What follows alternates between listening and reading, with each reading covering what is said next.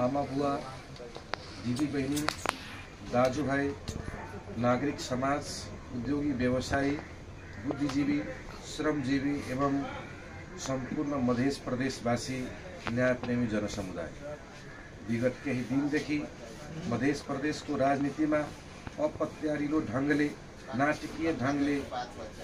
नाटकीय ढङ्गको विकासले म मध्य प्रदेशको सरकारको तर्फबाट मुख्यमन्त्री सरोज कुमार यादव रातभरि सुत्न पाइरहेको छैन, निद्रा नै लाग्दैन। मध्य प्रदेशवासी शान्ति सुरक्षा, मध्य प्रदेशवासीको शान्ति सुरक्षा, अमन चयन, सुशासन, समृद्धि र समग्र मधेसलाई आत्मनिर्भर समृद्ध मधेस र सुखी मधेसी भन्ने प्रादेशिक आकांक्षालाई पूरा गर्न पूर्ण प्रतिबद्ध रहे पनि त्यो वातावरण केही राजनीतिक दलको स्वार्थ र सत्ता लिप्साका कारण बन्न सकिरहेको छैन। मध्य प्रदेशमा क्रियाशील मधेस केन्द्रित राजनीतिक पार्टीहरू मध्य प्रदेशका सोझा साझा विद्रोही सेन्टिमेन्टल जनताको भावनासँग खेल्दै आइरहेको बेहोरा तपाईहरुलाई जानकारी गराउन चाहन्छु। लोसपा, जसपा लगायतका दलहरू आफूलाई जबरदस्ती मधेसवादी रहेको झुठा नाटक मञ्चन गरिरहेको प्रमाण तपाईहरुलाई दिन चाहन्छु। आफूलाई मधेसवादी भन्दैमा मधेसवादी हुँदैन, व्यवहारमा हुनुपर्छ। आफूलाई गान्धीवादी भन्दैमा गान्धीवादी हुँदैन, व्यवहारमा हुनुपर्छ। आफूलाई विकासवादी मात्र भन्दैमा हुँदैन, व्यवहारमा देखिनुपर्छ। आफूलाई संविधानवादी मात्र भन्दैमा हुँदैन, व्यवहारमा देख्नुपर्छ। त्यसो भएको कारणले गर्दा आफूलाई मधेसवादी भन्ने दलहरू, खास गरी लोसपा, जसपा मधेसवादी होइन, किनभने मधेसको सही मापनकर्ता प्रदेशवासी जनताको हातमा हुन्छ। विगत 2079 सालको प्रदेश र प्रतिनिधि सभाको निर्वाचनमा सच्चा मधेसवादी दलको प्रमाणपत्र प्रदेशवासीले 1 नम्बरमा नेकपा एमाले र 2 नम्बरमा नेपाली कांग्रेसलाई दिएको तपाईको जनताको मत परिणामले यहाँ सार्वजनिक हुन्छ। व्यवहार आफ्नो प्रदेशमा अहिले जो खास गरी लोसपा 5 वर्ष अगाडि छँदा प्रदेशवासी जनतासँग गरेको व्यवहारले आफ्नो पार्टीको अहिले 6औं स्थानमा रहेको सबैलाई जानकारी गराउन चाहन्छु। मेरो लडाई खास गरीसँग कुनै दल र कुनै पार्टी विशेषसँग, कुनै व्यक्ति विशेषसँग छैन। तर पनि दलहरूले आफूलाई तपाईको मेरो प्रतिस्पर्धी, मेरो दलको प्रतिस्पर्धीको रूपमा उभ्याइरहेको छ। नेकपा एमालेको प्रतिनिधिको रूपमा, म दलको नेताको रूपमा जब सबैभन्दा ठूलो दलको नेताको हैसियतले मुख्यमन्त्रीमा नियुक्त भए, मसँग प्रतिस्पर्धा गर्न खोजिरहनु भएको छ।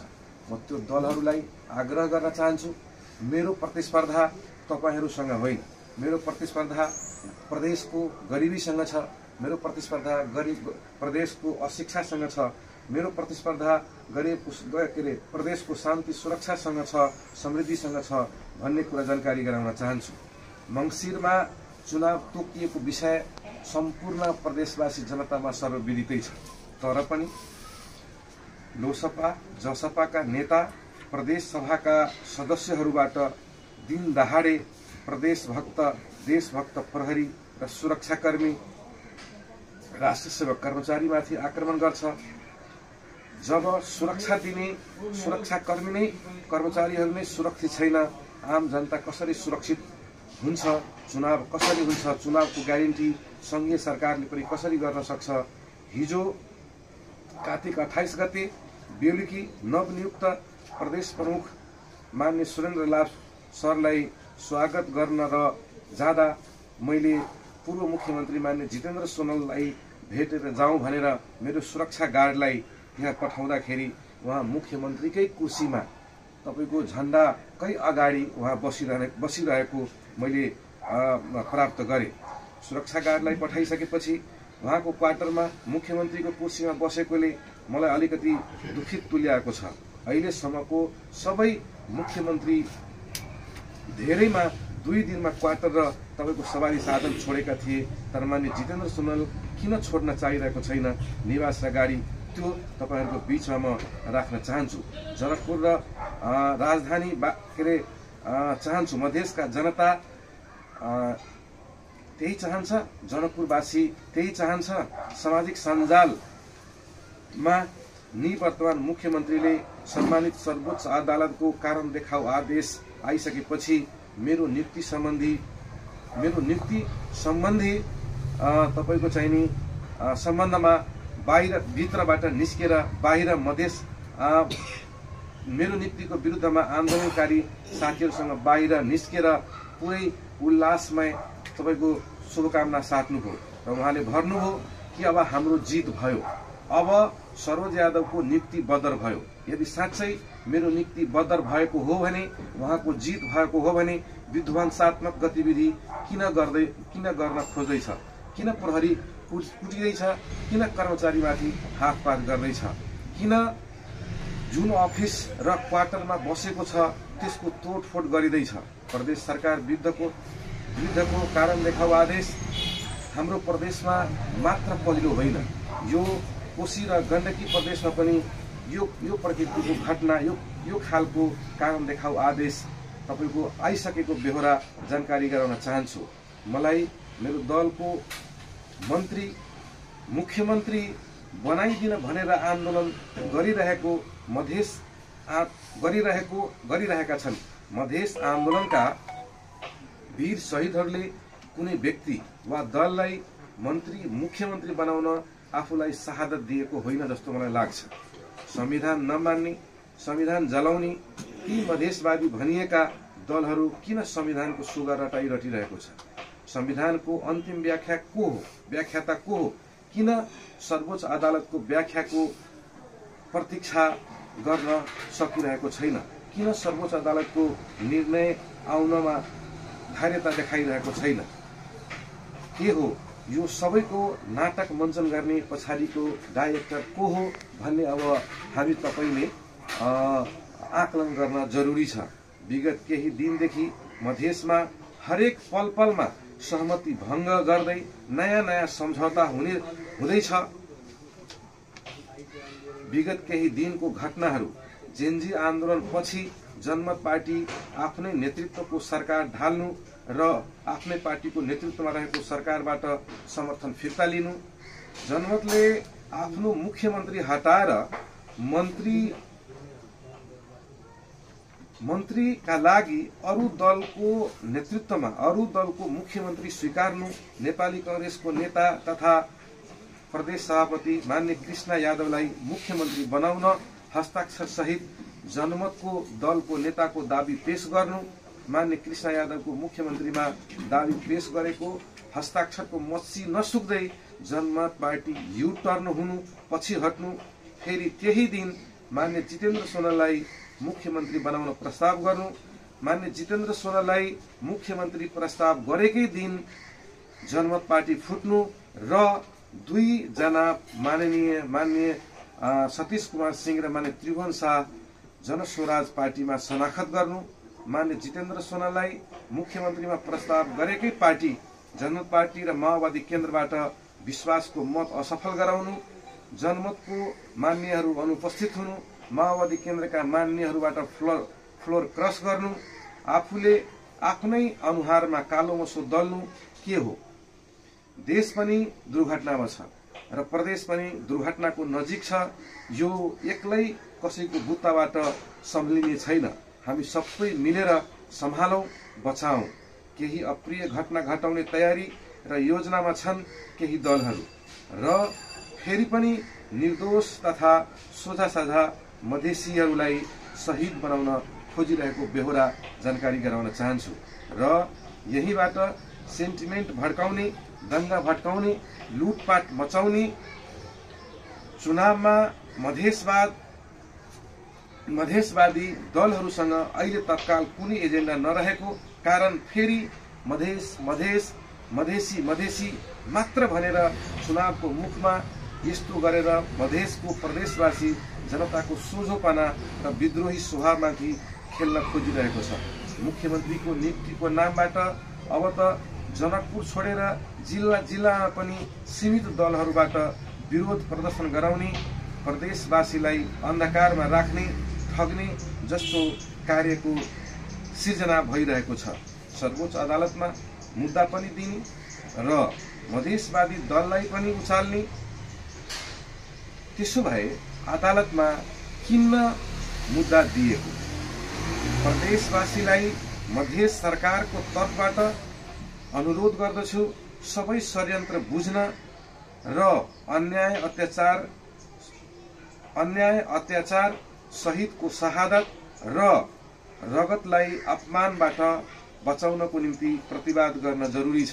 प्रदेशवासी र जनकपुरवासी जनताहरू, नागरिक समाजहरू, उद्योगी व्यवसायीहरू, बुद्धिजीवी र कर्मचारीहरू सबै यो मधेसवादी दलको अराजकताको विरोधमा मलाई साथ दिन अनुरोध गर्न चाहन्छु। अदालतको निर्णय जे आउँछ म मान्न तयार छु। पटक पटक भनिरहेको छु, तर पनि यस्तो सधैँभरि विध्वंसकारी वातावरणको सिर्जना गरू कतै पनि प्रदेशको हितकर हुँदैन।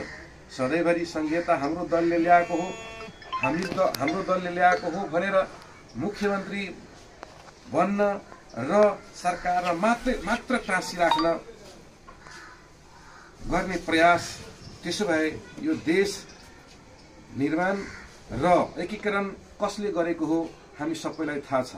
यो देश निर्माण र देशको एकीकरण गर्ने राष्ट्रपिता पृथ्वीनारायण शाहको वंशज र परिवारका सदस्य तपाईको तत्कालीन राजा ज्ञानेन्द्र शाहलाई यो देशबाट नेपाली जनताले किन लखेटेको हो? यदि मधेसवाद र मधेसवादको सुगारटाई संहिता मैले नै ल्याएको छु भनेर पटक पटकको भनाइबाट हामीले के देखिरहेछौँ भने त्यो त्यति मात्र भनेर हुँदैन।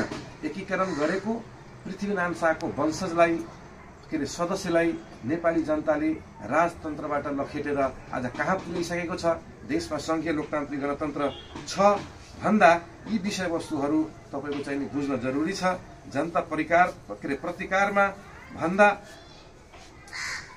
अगाडि आउन प्रतिकारमा आउनुभन्दा अगाडि सचेत हुन जरुरी छ। म तपाईलाई उदाहरण दिन चाहन्छु। यी रिक्साका श्रमजीवीहरूको विद्रोह केही दिन अगाडि मात्रै देखेँ। सधैँभरि रोड घेरेर बस्दाखेरि वहाँ यी रिक्सावालाहरूको श्रमजीवीहरूको जो दिनभरि तपाईको चाहिँ नि कमाएर खान्छ उनीहरूको रोजीरोटी बन्द हुने अवस्था सिर्जना भएको। आन्दोलनको नाममा प्रहरीमाथिको आक्रमण, असैमाथिको आक्रमण, असिस्टेन्ट सब इन्सपेक्टर माथिको आक्रमण गर्ने, प्रदेशको मन्त्री परिषदको कर्मचारी कुट्ने, राष्ट्रिय झण्डा फाल्ने, मुख्यमन्त्री कार्यालय लगायत विभिन्न मन्त्रालयहरू तपाईको चाहिँ तोडफोड गर्ने माथि प्रदेशवासी जनताको आक्रोश मैले बढिरहेको देखिरहेको छु। कहीं यो आक्रोश दुर्घटनामा परिणत नहोस् भनेर म सचेत गराउन चाहन्छु।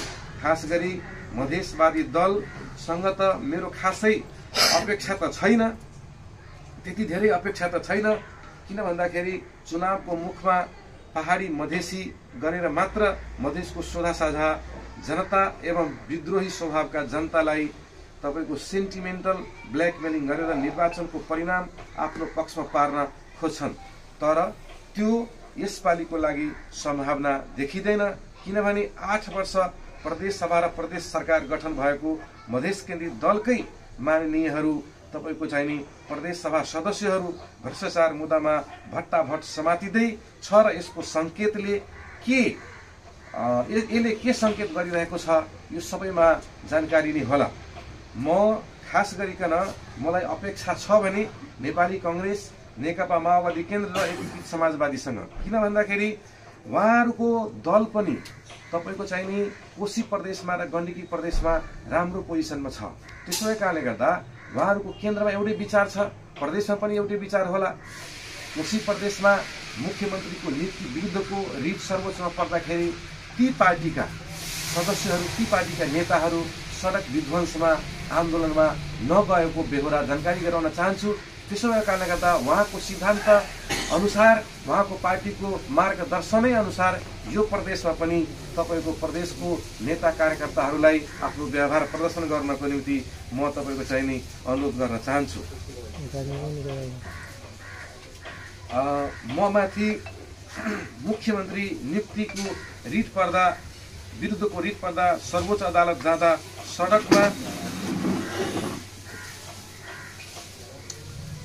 सडकमा अराजकता गरेनन्। खास गरिकन तपाईको चाहिँ नि मध्य प्रदेशमा अब म तपाईलाई के भन्न चाहन्छु भन्दाखेरि यो सबै चीजहरूको डिजाइन, यो सबै चीजहरूको तपाईको चाहिँ नि के रे नाटकीय मञ्चन कुनै तपाईको दल विशेषको कारणले भइरहेको छ भनेर आकलन नगर्नु होला। किन भन्दाखेरि तपाईले देखिरहनु भएको छ केन्द्रीय सरकारको गठन भइसकेपछि, जेनजी आन्दोलन पछि केन्द्रीय सरकारको गठन भइसकेपछि केन्द्रीय सरकारमा मन्त्री बन्नको निम्ति जुन खालको खेल, जुन खालको चलखेल भइरहेको छ, यसको प्रचण्ड के रे उदाहरणको रूपमा डाक्टर निकोलस भुसालको अभिव्यक्ति तपाईहरुले समय सन्दर्भ अनुसार बुझ्न जरुरी छ। उहाँले बालेन शाहसँग कुरा गर्दाखेरि उहाँले भन्नुभएको थियो म तपाईलाई मन्त्री बनाउन तत्पर छु, तयार छु, तर भारतीय एम्बेसीमा गएर यसको कन्फर्मेसन गर्नुपर्छ भन्ने चिज पत्रकार सम्मेलनबाटै डाक्टर निकोलस भुसालले सार्वजनिक गरिसकेको छ। त्यसो भए कारणले गर्दा अहिलेको प्रदेशको राजनीतिमा जुन खालको उतार चढाव, जुन खालको शान्ति सुव्यवस्था भङ्ग गर्ने तपाईको चाहिँ नि के रे प्रयास भइरहेको छ। म मुख्यमन्त्री छु, मलाई सुरक्षा थ्रेट छ, कोही सभामुख छ उसलाई सुरक्षा थ्रेट छ।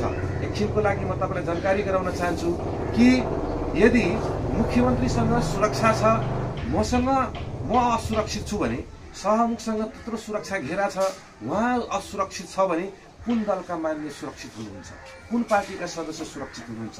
त्यसो भए कारणले गर्दा उहाँहरूको तपाईको आन्दोलनको स्वरूप अब अरू केही पनि होइन, सेन्टिमेन्ट भड्काउने, व्यक्तिगत आक्रमणमा जाने।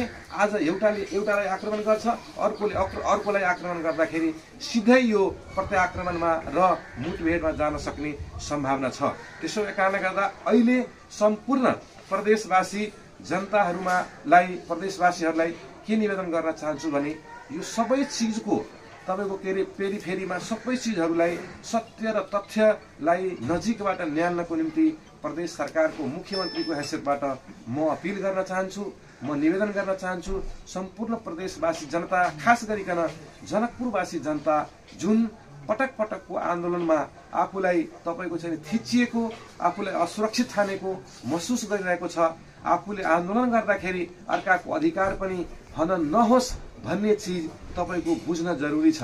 संविधान त संघीय लोकतान्त्रिक गणतन्त्रको संविधान 2072 मा सभा गर्ने, समारोह गर्ने, धारणा गर्ने, जुलुस गर्ने वाक स्वतन्त्रता संविधानमा निहित छ र यो नाममा विध्वंस मचाउने, तपाईको चाहिँ नि प्रहरीमाथि आक्रमण गर्ने, कर्मचारीमाथि आक्रमण गर्ने, के रे सार्वजनिक सम्पत्तिमाथि आक्रमण गर्ने छुट छैन। देशको राष्ट्रिय अखण्डता, तपाईको प्रदेशको नाममा तपाईको चाहिँ नि विभाजनको मानसिकता ल्याउने छुट कसैमाथि छैन। त्यसो भए कारणले गर्दा सम्पूर्ण प्रदेशवासी जनतालाई मुख्यमन्त्रीको हैसियतले अनुरोध गर्न चाहन्छु, कृपया यी सबै चिजलाई बुझ्न जरुरी छ, संयमता अपनाउन जरुरी छ। यो कुनै जेनजी पुस्ताको आन्दोलन जस्तो होइन। यो अहिलेको आन्दोलन मुख्यमन्त्रीको नियुक्ति विरुद्धको आन्दोलन, संवैधानिक नियुक्ति विरुद्धको आन्दोलनको व्याख्याता सर्वोच्च अदालत भएको कारणले गर्दा अन्य प्रदेशहरूमा पनि यही नजिर भएको कारणले गर्दा प्रदेशवासी जनताहरूलाई, खास गरिकन जुन राजनीतिक दलहरू विद्रोह, विध्वंस र तपाईको सेन्टिमेन्ट भड्काउन खोज्दैछ तिनीहरूसँग सचेत रहनको निम्ति म आग्रह गर्न चाहन्छु, निवेदन गर्न चाहन्छु। आज यो सम्बोधन पछि, प्रदेशवासीको नाममाको सम्बोधन पछि मैले 10 बजे यी सबै विषयहरूमा सुरक्षा समन्वय परिषदको बैठक बोलाएको छु। यी विषयहरू त्यहाँ पनि छलफल गरेर आज एउटा निष्कर्षमा पुगेर तपाईको चाहिँ नि म अगाडि बढ्न चाहन्छु र आन्दोलनमा रहेका दलहरूलाई, आन्दोलनमा रहेका साथीहरूलाई के रे प्रदेश सरकारको मुख्यमन्त्रीको हैसियतले, प्रदेश सरकारको हैसियतले तपाईहरुलाई वार्तामा आएर समस्याको समाधान गर्नको निम्ति आह्वान गर्न चाहन्छु। टेबलमा बसिसकेपछि, कुर्सीमा बसिसकेपछि, तपाईको चाहिँ नि समस्या भइसकेपछि बिना वार्ता, बिना छलफल तपाईको त्यसको निदान निस्किन सक्दैन। यदि कुनै असन्तुष्टि मेरो व्यक्तिगत तपाईको पर्सनालिटीबाट छ भने, मेरो व्यक्तिगत राजनीतिक दलबाट छ भने त्यो टेबलमा आएर वार्ता गर्नको निम्ति म अनुरोध गर्न चाहन्छु।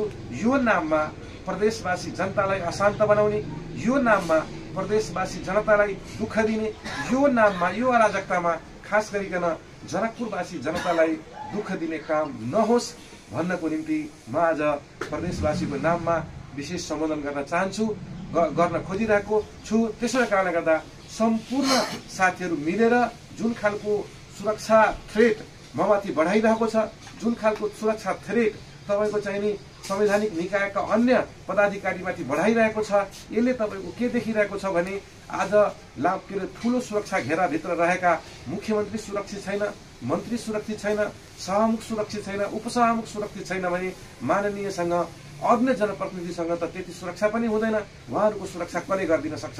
त्यसो कारणले गर्दा सबैजना संयमित हुन जरुरी छ, सबैजना विधिभित्र रहन जरुरी छ, सबैजना संवैधानिक सर्वोच्चता मान्न जरुरी छ, सबैजना रुल अफ ल मान्न जरुरी छ। यसैको लागि आज मैले तपाईहरुलाई यहाँ बोलाएको थिएँ। यसमा यो विषयसँग सम्बन्धित अन्य कुनै थप जिज्ञासाहरू छ भने म यो फ्लोर ओपन भएको जानकारी गराउन चाहन्छु। नमस्कार।